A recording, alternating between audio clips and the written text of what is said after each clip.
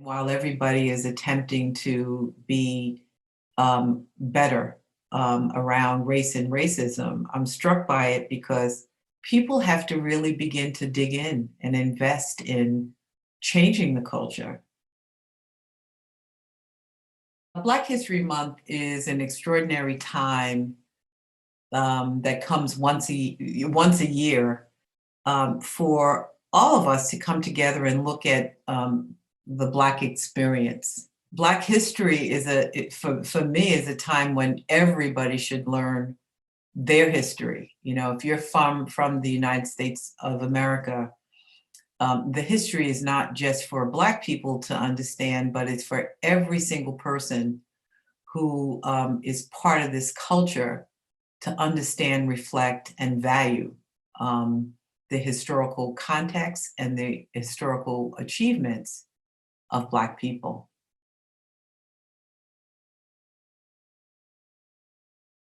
I think that as a CEO, you're always pushing a Black woman CEO, pushing the envelope. There are many people who don't believe in you. They don't believe in your, credentials. As a CEO of an organization like My Sister's Place, it's been challenging because people invisibilize you. People attempt to, undermine you and your credibility because I don't come from that place that has been legitimized based on race, and so I've spent probably the last decade here at My Sister's Place really helping us to understand what Blackness is and what it feels like for people of color to be in an organization that has historically been a white organization, and how we as a group of people who are striving for the end of domestic violence can come together and be a community, can create a culture that supports all of who we are. And so my experiences of being invisibilized and not seen as being, as formidable as some of my white counterparts has taught me that. And so I don't want to, I want to be different from that. And I want people to feel like if they come to work for My Sister's Place, that we look at them as human beings and we look at their expertise, of course, but we want to make sure that people feel that they're part of this collective that is so important to changing the face of domestic violence and human trafficking.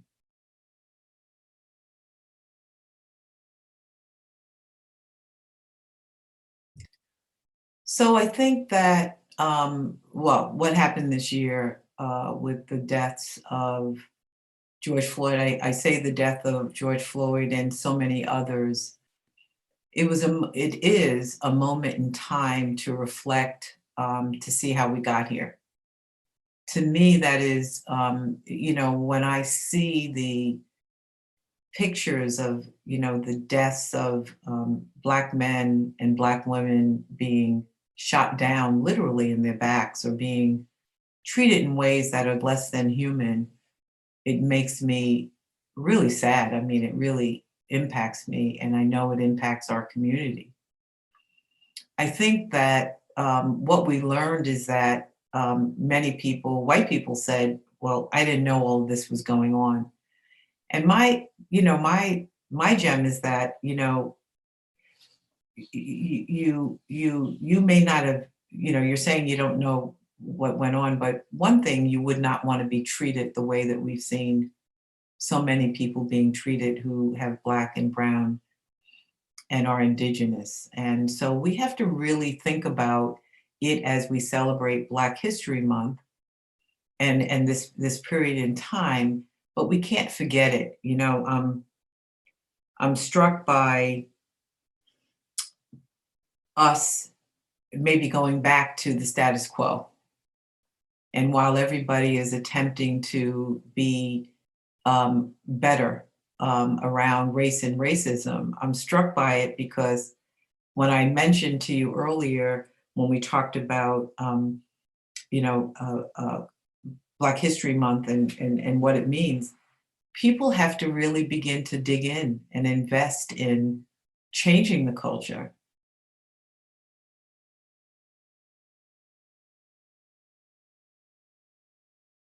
Trauma is trauma. Domestic violence victims and survivors and human trafficking victims and survivors experience extraordinary trauma. When we hear the stories of people and when they share those narratives with us, we learn how not only traumatizing, I don't want to minimize that, but how horrific the pain is that people endure when they're told they have to engage in certain behavior that's just contrary to human decency. It's not dissimilar from enslavement. This enslavement has existed for over 450 years. And the construct of race and racism is a myth. It was made up. It was defined so that people of color, Black people, would be kept in a way that would justify enslavement. And so when we think about the trauma and the just the inhuman conditions that many of us know about, of people coming from through the Middle Passage, coming from Africa, and the loss of lives and the loss of really the humanity on both sides, because racism, everyone loses with racism. Everybody loses, even the people that are on the top, the people who have the power, who have the control, who have the wealth. But I think it's important to not to distinguish these two things, because trafficking and domestic violence are built on that kind of that human deficit that make people feel like they can control you and do all sorts of things to you. When I think about the trauma of enslavement, I think about Jim Crow. I think about the Black Codes. I think about the retribution that came about after the emancipation of slavery, and so people were harnessed in segments of trying to get to freedom. And that's why I think it's so important for us to read and understand our history, because a lot of what we see now is played out in the current times as we, you know the word, you've heard history repeats itself. And I went to the museum, the African American Museum in DC, and I remember being struck by the placard. There was a plaque that said, people did not know the word freedom.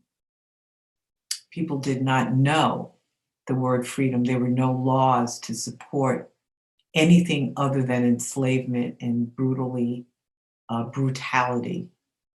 Fortunately for our clients who are experiencing domestic violence and human trafficking, they have us, right? They have us, and we're focused on making sure that they get out of the situations that they're in. But I always want us to remember, when we're talking about the trauma that Black people experienced, just by virtue of their color, not because they were less than, but we spent 450 years getting here, is that they did not know freedom. And I don't know how anybody could get up every morning and not know that there was this possibility that they would be free. But I do know it has to do everything with their faith.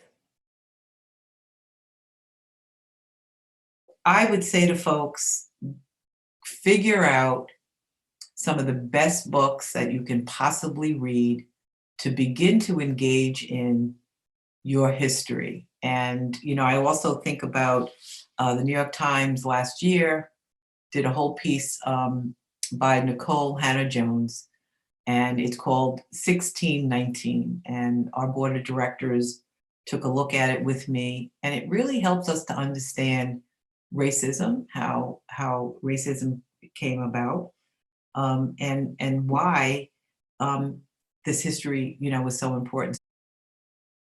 I'm hopeful. Those of the folks that know me know I'm hopeful. I am faithful. I think that when we go through a very hard time, it is an opportunity to learn and really to reach out and grab people. And when we're grieving and when we're struggling, I think we stay together. I believe that at my sister's place. I feel very strongly about the people who work here and who um, care about caretaking others, right? Because if we're not doing that, then we're not, really where we need to be. I'm excited about what my sister's place will do. I'm excited around our anti-oppression and anti-racism work. I'm excited about our teams branching out and being a part of this larger community, sharing our guiding principles, and really working hard to be the best, we could be, keeping in mind that all of these issues, are important, and certainly we have to make sure that our clients and our staff are safe.